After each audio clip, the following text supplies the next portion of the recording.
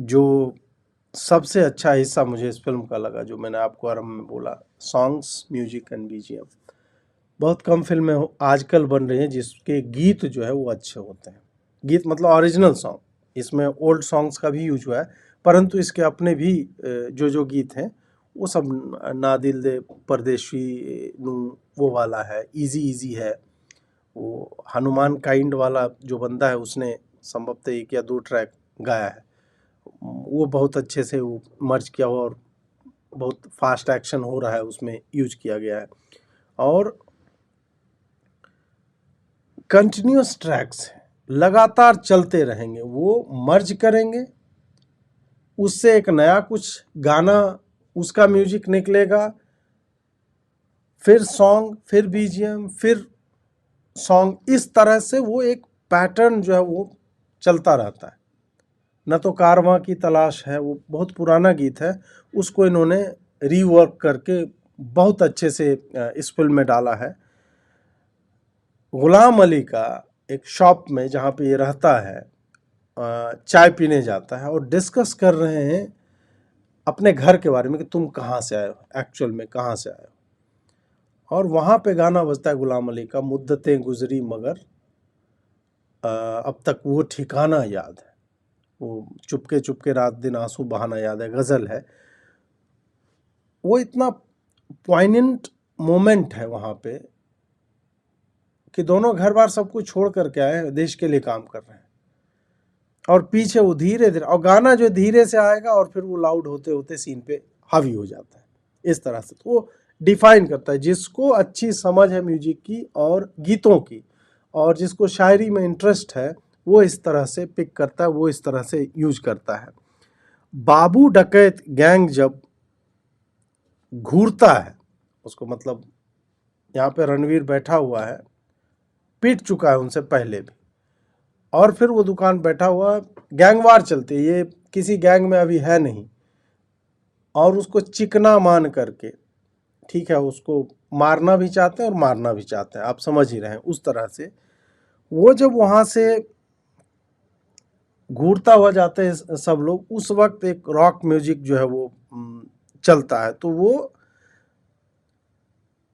इतना वो झंझनाहट वाला उस तरह म्यूजिक है जो उसके भीतर में चल रहा है कि हम तुमको बेटा पेलेंगे एक दिन, अभी तो ठीक है। और चेहरा उसका बहुत ही आप कह लो कि शांत है, लेकिन भीतर मन जो है उग्र है। वो आप फिल्म देखोगे तो आपको समझ में आएगा कि मैं क्या कह रहा हूँ।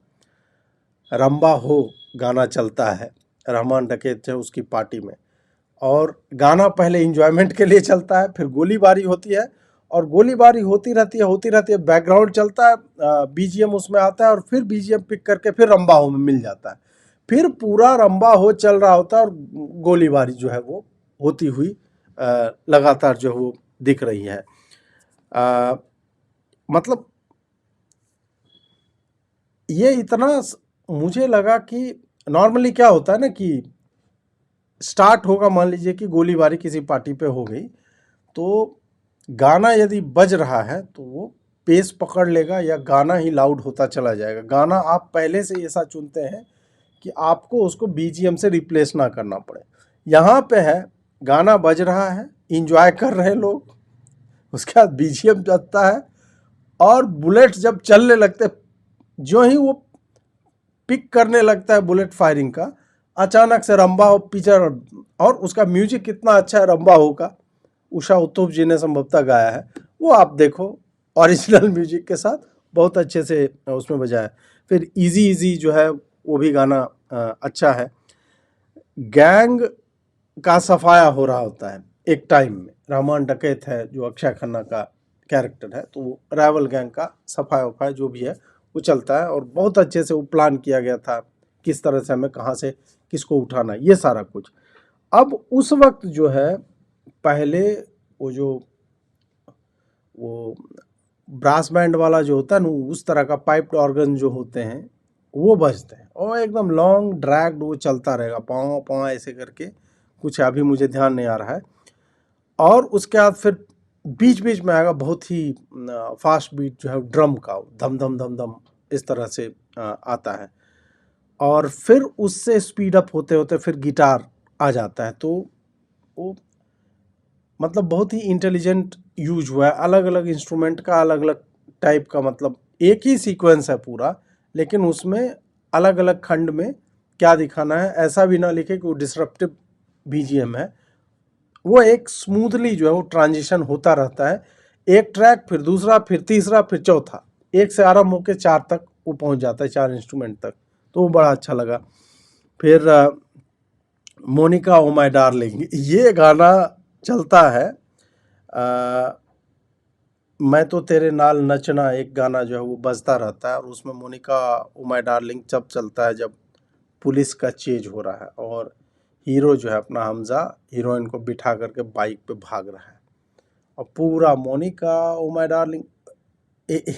और उसमें भी ऐसे मोमेंट्स है जब वो बात बोल रहा है उस वक्त उस पर्टिकुलर लाइन का उस फ्रेम में there is a meaning to it, बहुत ही अच्छे से बढ़ाया। फिर डिस्को म्यूजिक खूब यूज हुआ है, हवा हवा ओ हवा जो है संजय दत्त की एंट्री होती है उसमें गाता है। बलूचों का एक प्रोग्राम है तो वहाँ पे हल्का सा स्लो रैप स्टाइल में बलूचों का गीत, आपको कोक स्टूडियो में यदि आपने सुना है बलूच का म्यूजिक तो उसकी याद आपको दिलाएगा। एक गाना है तू अगर मेरी तो हवाएं मेरी, ऐसे करके, तो बीट्स उसके अच्छे हैं। फिल्म आप देखो, कई कई गाने होते हैं कि संभवतः हो सकता है कि आप यूट्यूब पे सुनोगे केवल म्यूजिक और सॉन्ग तो अच्छा हो सकता है ना लगे, पर आप फिल्म देखोगे तो वो फिल्म वो गाना जो it starts to make sense और वो अच्छा भी लग सकता है।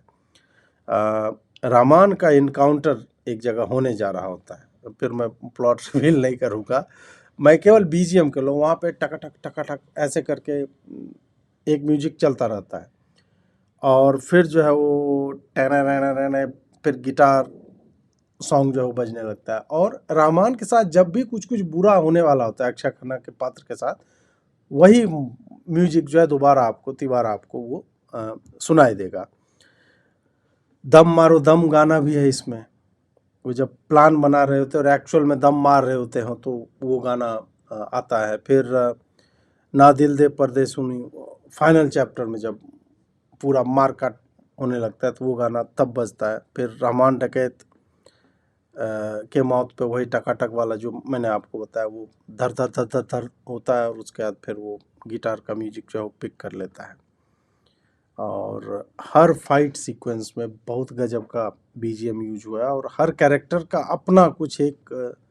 मुझे लगा टेलर्ड काइंड ऑफ बीजीएम मुझे लगा, if I am not wrong. Her character का अपना अपना कुछ ना कुछ है, दो कैरेक्टर होंगे तो मर्ज हो जाएगा, बट हर कैरेक्टर का अपना एक स्पेशल टाइप का कुछ किया है इन्होंने।